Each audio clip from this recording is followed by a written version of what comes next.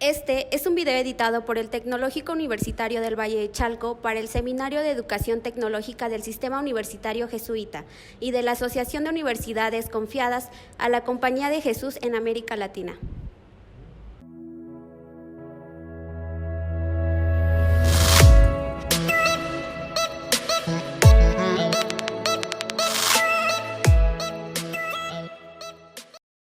Bueno, para mí es un placer estar aquí con ustedes y poder tener la oportunidad de compartirles la experiencia que he tenido con los seminarios de grado de los estudiantes de ingeniería industrial.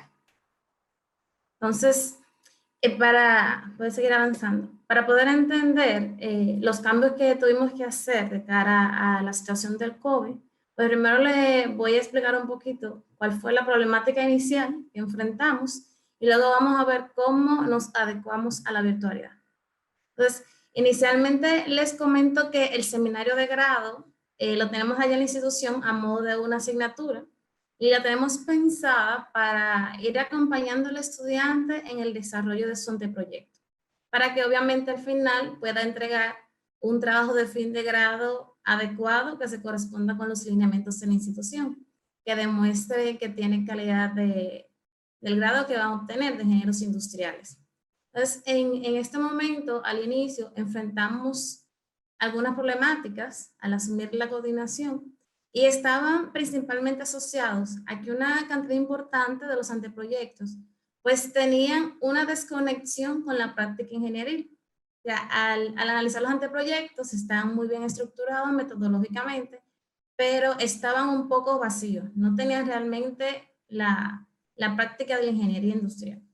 Entonces, en ese proceso de ir conversando con los estudiantes, de irlos orientando para que adecúen sus anteproyectos, nos fuimos dando cuenta también que lo que plasmaba el anteproyecto era una realidad distinta al que el estudiante quería desarrollar realmente.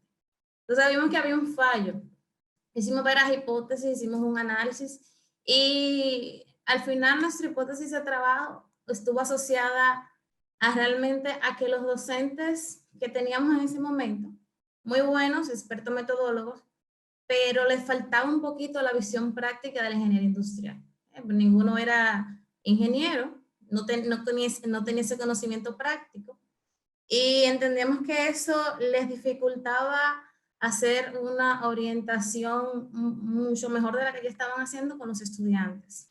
Entonces, frente a eso también podemos identificar que se le daba más importancia a los aspectos teóricos que a la propia práctica de la redacción y desarrollo del anteproyecto. Lo planteo de esta manera porque ya para fortalecer esos aspectos teóricos y fundamentales, los estudiantes cursan hacia el inicio de la carrera, tercero o cuarto cuatrimestre, una asignatura que nosotros le llamamos metodología de la investigación. Ya allí el estudiante sí ve a detalle y desarrolla todos los aspectos importantes del método científico y demás.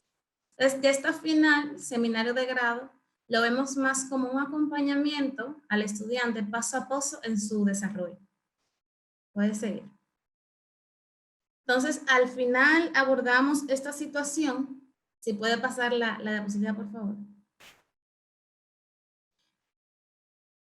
Bueno, haciendo uso de diferentes pues conocimientos que hemos ido adquiridos en el transcurso del aprendizaje propio en la docencia, pues decidimos hacer una estrategia que tocara un poco de la pedagogía ignaciana, del paradigma pedagógico ignaciano. Hicimos uso también, por ejemplo, del concepto constructivista del conocimiento.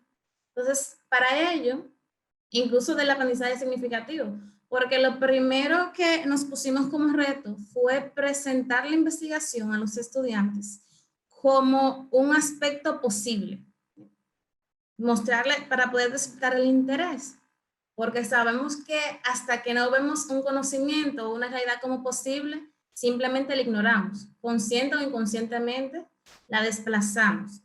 Entonces, para ello, el primer punto estuvo en hacer ver a los estudiantes como posible la investigación para cada uno de ellos. Ya en aula, la metodología, la estrategia que utilizamos consistió en lo siguiente. Primero, como todos siempre hacemos, una exploración del conocimiento previo para saber por dónde atacar. Lo segundo que hacíamos el mismo día del aula, inmediatamente, era consensuar conceptos, ya porque todos los estudiantes tienen su propia concepción de diferentes aspectos que se tratan en el anteproyecto. Pues aquí tomábamos el espacio para consensuar y identificar los aspectos relevantes. Por ejemplo, si íbamos a trabajar la sección de justificación, acordábamos e inmediatamente después pasábamos a la práctica. Es decir, que el grupo de estudiantes tenía que sentarse y empezar a escribir la sección de su anteproyecto. Esta parte la resalto porque fue uno de los procesos más importantes para que el estudiante se enfrente a la práctica e inmediatamente pueda ver las dudas que traen la práctica consigo.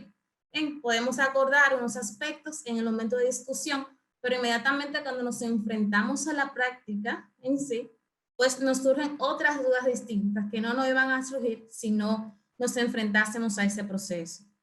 Entonces, al final, que culminaba el tiempo en que cada estudiante ya había redactado la sección correspondiente, procedíamos al momento más interesante, que era el momento de retroalimentación, donde cada grupo de tesis leía lo trabajado y recibía la retroalimentación de los compañeros.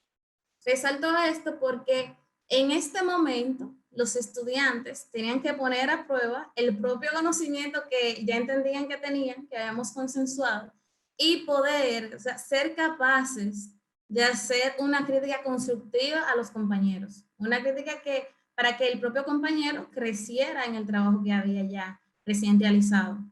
Entonces, incluso también poder escuchar las críticas que se le hacía a los demás y hacerse el propio examen al propio trabajo que habían hecho. Esa fue el enfoque que le dimos, una estrategia distinta. Y como adicional también, ya fuera de los encuentros de la clase, que en ese momento eran de manera presencial, en un aula física, pues teníamos encuentros con cada grupo separado, en el que le hacíamos una revisión exhaustiva durante el cuatrimestre hacíamos por lo menos 4 revisiones para ir analizando y haciendo las recomendaciones necesarias de acuerdo al avance de su anteproyecto. Puede pasar a la siguiente, por favor. Aquí les muestro simplemente para que tengan una idea la forma en que fuimos abordando cada punto del anteproyecto. En las franjas azul son todos los puntos que contienen la plantilla del anteproyecto. Ya tenemos allá una plantilla definida que debe ser completada con las informaciones correspondientes, dependiendo del trabajo que el estudiante vaya a desarrollar. Y ya en la parte gris es el orden en que lo fuimos abordando en aula. Obviamente difiere un orden de otro porque no necesariamente el orden que desarrollamos la investigación es como la presentamos. Por ejemplo, nosotros sabemos que el resumen es lo primero que presentamos, pero es lo último que en realidad trabajamos. Entonces, les muestro esto solamente para una visión general. Puede pasar a la siguiente, por favor. Entonces, los resultados que tuvimos fueron muy alentadores, muy buenos, porque con ese grupo de seminario de grado, logramos realmente reducir la cantidad de trabajos que tenían una brecha entre la práctica ingenieril y lo que planteaba el anteproyecto. Igual, también casi en su totalidad, ya coincidía lo que se planteaba en el anteproyecto escrito con lo que efectivamente el grupo de estudiantes quería desarrollar en la práctica real. Como adicional al grupo, aplicamos una encuesta anónima para evitar la presión de querer satisfacer cuando saben quién está escribiendo o hablando.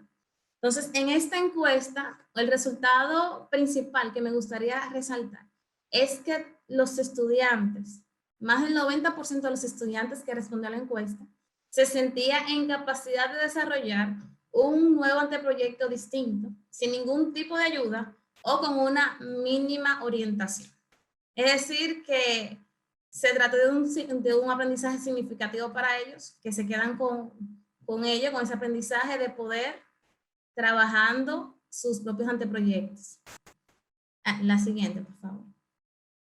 Entonces, ya hacia el final de este curso es cuando, bueno, penosamente nos arropa la pandemia, llega y nos causa mucho malestar en diferentes aspectos. Pero ya aquí en el punto de vista de la docencia, ya habiendo logrado esos objetivos con el grupo de seminario de grado de ingeniería industrial, empezamos un proceso de pensar y buscar la forma de mantener esos resultados que habíamos logrado presencialmente ya en la virtualidad. Entonces, estuvimos también en ese proceso de reflexión, resaltamos como importante mantener la interacción de los estudiantes al máximo posible, o en el momento en que tienen un mayor reto y un mayor crecimiento. Entonces, la siguiente, por favor. Aquí yo les muestro de forma comparativa algunos aspectos que fueron importantes en el momento de la reflexión. Por ejemplo, antes de la pandemia, la contextualización la hacíamos en el aula, la exploración de conocimientos previos, el trabajo práctico lo desarrollábamos en el aula, la retroalimentación en el aula. Ahora, ¿a qué recursos llegamos a acudir nosotros para poder mantener en lo posible esa estrategia que ya nos había dado resultados? Pues hicimos mano de los encuentros virtuales, síncronos, y humanos también la redacción del anteproyecto que hacíamos en el aula física, pues tuvimos que sacarla del aspecto síncrono para evitar prolongar en exceso los encuentros virtuales, atendiendo a diferentes recomendaciones de diferentes organismos que ya han expuesto que no es recomendable, que realmente es contraproducente, tener encuentros demasiado prolongados con los estudiantes. Pues buscamos la forma de mantener al mínimo el tiempo de encuentro y que ese tiempo de encuentro fuera significativo y que realmente agregara al máximo valor a los estudiantes. Entonces, por ello decidimos dejar fuera del aula del encuentro síncrono la redacción del anteproyecto. Y el punto final, la retroalimentación, sí la mantuvimos de forma síncrona. Entonces, más adelante, en el siguiente slide, vamos a ver cómo quedó finalmente la estrategia adecuada a la virtualidad. Entonces, igual que en la manera síncrona, previo al encuentro, cada estudiante debía hacer su propia exploración, investigar, analizar, refrescar esos conceptos que íbamos a trabajar en el encuentro. Pero además de esto, una vez, digamos que íbamos a trabajar la justificación, el estudiante hacía su exploración, pero también tenía que redactar la justificación antes del encuentro físicamente con la clase. Entonces, ya al momento de iniciar el encuentro síncrono, igual que en la presencialidad, empezamos consensuando conceptos, aspectos relevantes, aclarando dudas, e inmediatamente después de haber ya acordado esos aspectos relevantes, cada grupo de estudiantes procedía entonces a leer ese trabajo que había hecho, previo a aclarar esas dudas en el aula. Esto es una parte muy interesante porque a veces lo podemos escuchar y decir que pensar que si el estudiante no ha tenido la orientación para trabajar, tal vez no vaya a tener un buen trabajo, pero fue todo lo contrario, porque el estudiante, al verse motivado o en la necesidad de tener que entregar un trabajo escrito antes del aula, al momento de enfrentar esas dudas que normalmente todos enfrentamos cuando vamos a hacer un trabajo nuevo, pues buscaba la forma de solventar esas dudas. Fuera consultando diferentes fuentes, fuera conversando con su grupo de compañeros, porque siempre tienen un grupo de WhatsApp y demás, pues ya al momento de llegar al aula, que tenían dudas, siempre vienen con dudas, las dudas eran muy distintas al grupo anterior. Ya las dudas eran más del tipo, bueno, yo estuve investigando porque tenía X duda, pero por un lado encuentro que me recomiendan tal cosa y por otro lado me recomiendan otra distinta. Entonces no sé al final cuál es que tengo que reconocer como válida. Entonces fíjense cómo cambiaron las dudas de los estudiantes. Entonces fue un momento muy rico, igual también en el momento de consensuar conceptos que estaban mucho mejor fundamentados ya los estudiantes.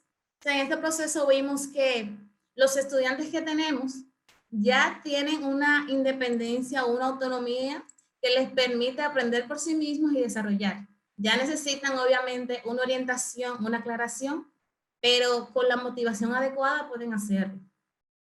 Ya entonces, durante los encuentros, igual que en la parte presencial, inmediatamente el grupo terminaba de leer lo que había trabajado, pasamos igual al momento de retroalimentación.